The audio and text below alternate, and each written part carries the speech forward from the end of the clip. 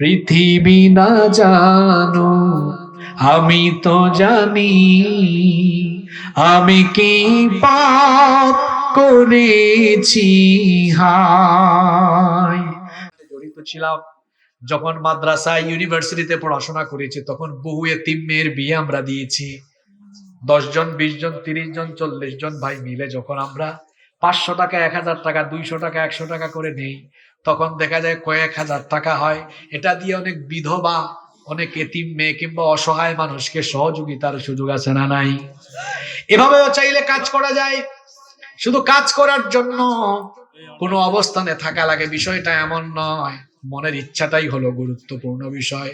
আর আমার অভাবে অসহায় ভাই বোনকে সহযোগিতা করা এটা মুমিন হিসাবে আমার দায়িত্ব, কর্তব্য। আল্লাহর নবী বলেছেন, যে ব্যক্তি তার কোনো মুসলমান ভাই বা বোনের অভাব অনটন দূর করে দিবে, আল্লাহ তাআলা ওই ব্যক্তির দুনিয়া আখিরাতের সব সমস্যা দূর করে দিবে। এই জন্য আমাদের চারপাশের অভাবী মানুষের পাশে দাঁড়ানোর দরকার আছে না নাই?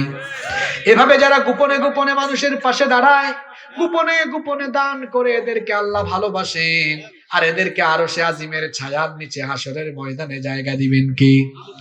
7 এবং সর্বশেষ হলো ওয়ারাজুলুন যাকারাল্লাহু খালিয়ান ফাফাদাত আইনা। ওই ব্যক্তি, যেই ব্যক্তি নীরবে নিভৃতে একাকী আল্লাহর ভয়ে চোখের পানি ঝরায়। কথায় আছে, শেষ ভালো যার সব ভালো তার। এই পয়েন্টটা ছোট বড় সকলে আপনারা মনোযোগ দিয়ে শোনেন। শয়তান যেভাবে আমাদেরকে ঘাপটি মেরে ধরেছে, যখন আমরা একটু একা হই, যখন আমরা একটু নীরবে থাকি, একাকিত্বে চলে যাই, তখন দেখবেন শয়তান আমাদেরকে দিয়ে গুনাহ করাতে চায়। যেমন একটা উদাহরণ দেই, যুবকদেরকে বলি, একা একা যখন রুমে থাকেন, মোবাইল হাতে থাকলে আজে বাজে চিন্তা আসে কি আসে না? জোরে বলেন। একাকী নীরবে নিভৃতে তামাশা, ফুর্তি, জিনা, অশ্লীলতা, বেহায়াপনা না করে বরং একা হলেই যার অন্তরে আল্লাহর আযাবের ভয় চলে আসে, যে ব্যক্তির অন্তরটা কেঁপে উঠে, আহারে রাত একটা, সব মানুষ ঘুমায় গেল, আমার মনে পড়ে গেল, আমার তো দিনগুলো কমে গেল।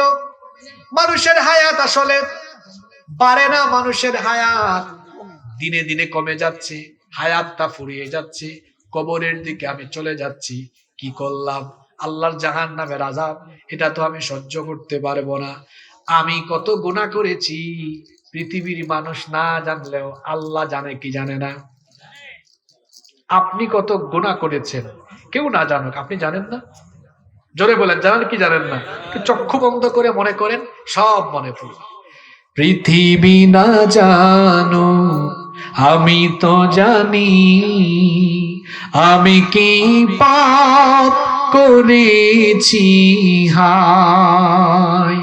পৃথিবী না জানো আমি তো জানি, আমি কি পাপ করেছি হায়। আমার পাপের করলে বিচার, বাঁচার আমার নাই উপায়।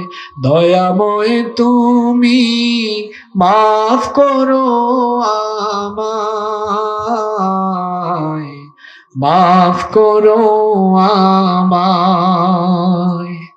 জেনে না জেনে কত যে আমি করেছি পাপ, কতবার যে করেছি তাওবা, কতবার অনুতাপ।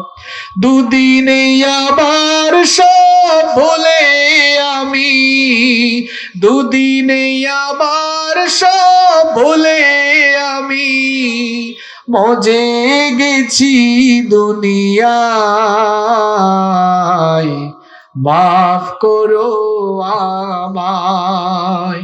পৃথিবী না জানো আমি তো জানি, আমি কি পাপ করেছি হায়। আমি জানি কি জানি না? চক্ষু বন্ধ করে দেখুন, কি গুনাহ করেছেন সব মনে আসবে।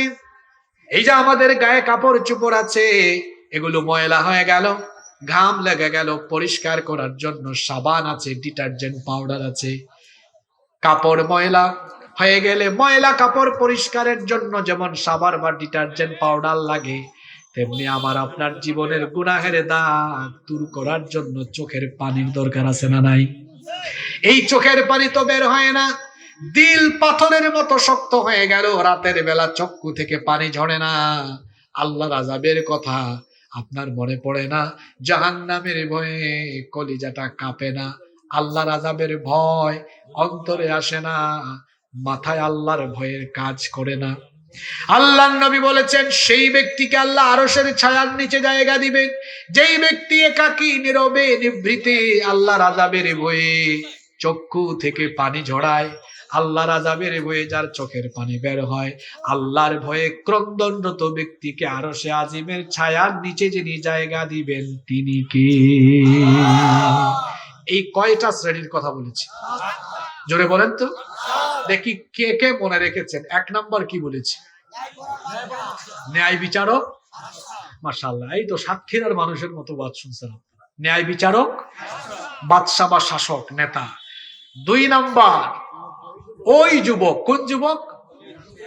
যে যৌবনকাল কার পথে কাটায়। 3 নাম্বার যার অন্তরের সাথে কিসের টান। 4 নাম্বার সম্পর্ক হবে বা সম্পর্ক কাটাপ হবে কার জন্য? 5 নাম্বার ওই যুবক যাকে কোনো উচ্চবংশীয় সুন্দরী মেয়ে কুপ্রস্তাব দিলে সে তখন ফিরিয়ে দেয় কার ভয়ে? 6 নাম্বার যে ব্যক্তি গোপনে গোপনে দান করে। 7 নাম্বার যার চক্ষু আল্লাহর ভয়ে কাঁদে। সুবহানাল্লাহ। এই 7 গুণে গুণান্বিত হবে যারা, আরশে আজিমের নিচে কিয়ামতের বিভীষিকাময় দিনে আল্লাহর আরশে আজিমের নিচে জায়গা পাবে তারা। সুবহানাল্লাহ। আর আল্লাহর আরশে আজিমের নিচে কিয়ামতের মাঠে জায়গা পাবে যারা, সফল কাম তারা, জান্নাতি হলো তারা। তাহলে এই 7 শ্রেণীর ভিতরে আমরা থাকতে পারবো তো? তাহলে এখান থেকে আমরা অন্তত একটা শিক্ষা নারী পুরুষ সবার জন্য, মসজিদের সাথে যেটাকে আমরা এভাবে বলতে পারি নামাজের প্রতি টান থাকা। এই নামাজের প্রতি টান থাকবে তো আমাদের? নাকি আজান হলে খবর থাকবে না? আমাদের মসজিদ যেমন পাকা আমরাও হব, নাকি কাঁচা হব? আজ থেকে নামাজ ছাড়বো না। আজকে মসজিদের উদ্যোগে ওয়াজ, আজকে মসজিদের উদ্যোগে মাহফিল। আমাদের এই আলাদিপুর না, আমাদের আলাদিপুর বা আরো যারা দূর থেকে এসছেন, আমি শুনেছি দূর থেকে অনেক মা বোনেরা এসেছেন, অনেক ভাইয়েরা বাবারা এসেছেন। আমাদের পাড়ার যে মসজিদই আছে, আমরা আজান হলে মসজিদে হাজির হয়ে আমরা জামাতে নামাজ আদায় করব। পারবো তো ইনশাআল্লাহ? আমরা কথা দিলাম তো? আল্লাহ আমাদের সবাইকে কবুল করে নেন। মাহফিল কমিটির কোনো বক্তব্য থাকলে বা আমার ভাই এসেছেন যদি দোয়া চান, তিনি দোয়া চাইবেন, এরপরে আমরা মোনাজাত করবো ইনশাআল্লাহ। আসছেন আপনি, একটু সালাম দেন, একটু দোয়া চান আপনার জনগণ